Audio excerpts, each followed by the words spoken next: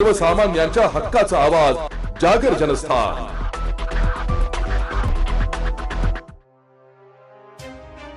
महाराष्ट्र राज्याचे उपमुख्यमंत्री अजित पवार यांचे विमान अपघातात अकाली निधन झाल्याच्या वृत्ताने संपूर्ण राज्यासह येवला शहरावरही शोककळा पसरली आहे।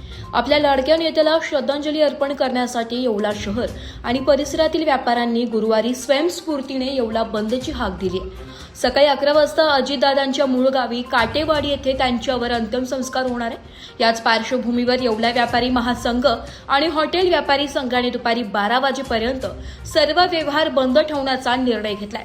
मेडिकल आणि आपत्कालीन सेवा वगळता शहरातील सर्व दुकाने, बाजारपेठ आणि हॉटेल व्यावसायिकांनी आपापली प्रतिष्ठाने बंद ठेवून दादांना भावपूर्ण श्रद्धांजली अर्पण केली आहे।